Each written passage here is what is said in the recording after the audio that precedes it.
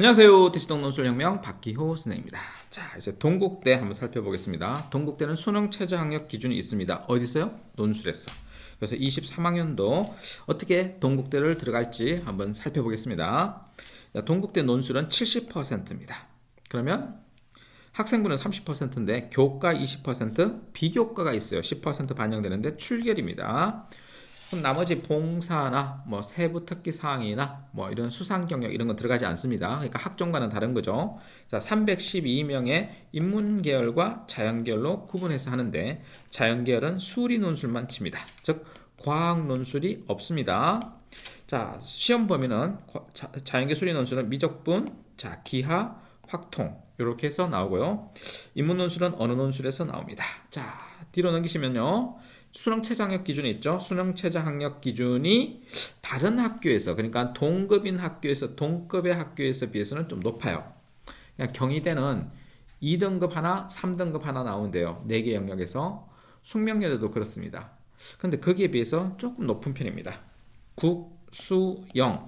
사과탐 중에서 한 개 과목이 반영되는데요. 이합사. 그래서 뭐 영어가 2등급이다.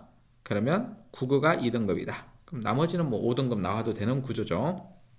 자, 그 중에서 이제 우리 동국대 그러면 경찰행정학부 학생들이 많이 가고 싶어 하죠. 경찰행정학부는 이제 여기서 사탐이 빠져요. 사탐이 빠지고 국어, 영어, 수학. 즉 국수형 중에서요. 2개 합 4입니다.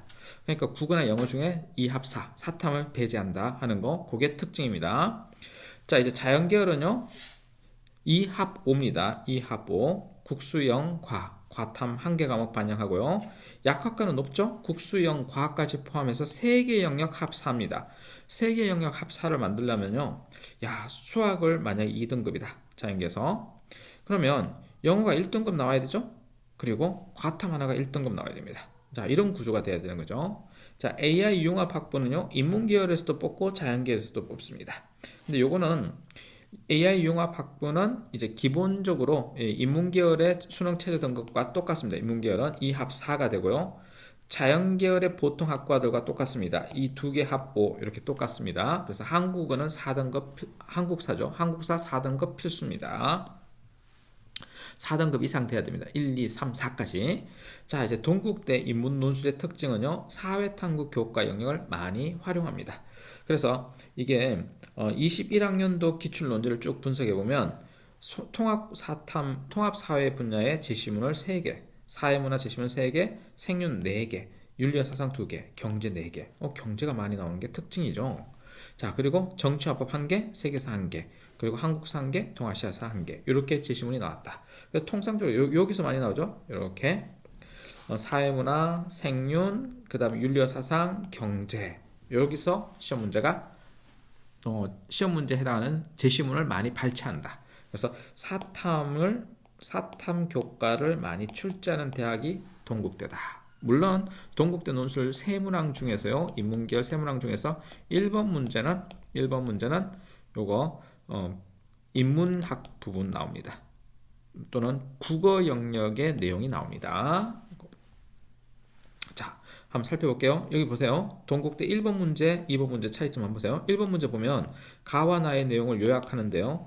인간의 지각 현상, 즉 인지, 지각과 언어 사이의 상관관계 해서 국어의 인문학적 내용, 언어학적 내용이 나오죠. 그걸 대비적으로 설명하고 다라를 바탕으로 문화와 언어에 대한 관계를 설명하라 이렇게 나오겠죠. 자, 그래서 그 국어의 언어학과 관련된 부분가요. 그 다음에 문화 인류학 파트, 문화 파트의 내용이 나오겠죠. 이렇게 해서 연결시켜서 나옵니다. 자, 이제 2번 문제는 본격적으로 이제 뭘 내느냐, 사회탐구 문제를 냅니다. 그래서 문제점, 어떤 사회 문제점과 거기에 대한 대안 제시를 하라 이렇게 나옵니다. 자, 3번 문제는요. 가나다에서 발생할 수 있는 문제점을 제시하고 그리고 창의력 개발이란 관점에서 사람들 간의 차이와 다양성을 대하는 바람직한 태도. 그래서 이것도 문제 해결형이 나오죠. 문제 해결형 문제가 나옵니다. 700자 논술하는 거죠. 앞에는요. 400자, 400자 이렇게 해서 총 글자 수가 4 플러스 4 플러스 7 해가지고요. 통상적으로 요게 1500자 정도의 논술이 나옵니다. 요게 500자가 되기도 합니다. 4 플러스 5 플러스 6 이렇게 되기도 하고요. 7 되기도 합니다. 그래서 통상적으로 한 1500자에서 1600자 정도 세문항을 푸는 구조로 동국대가 시험에 나옵니다.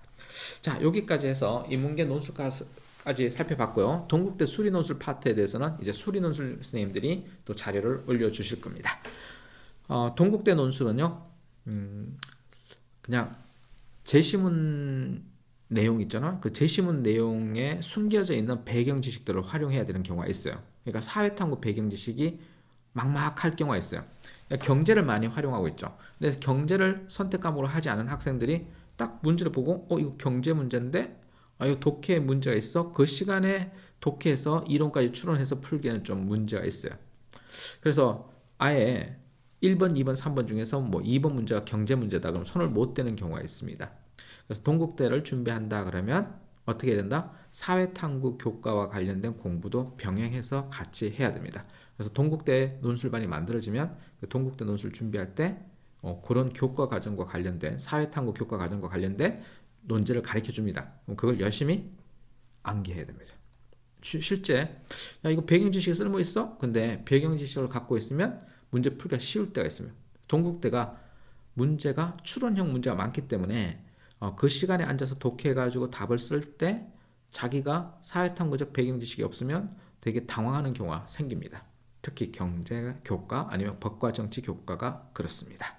정치와 법이죠. 이제 이름이 바뀌어서 정치와 법입니다. 자, 여기까지 박기호 논술입니다.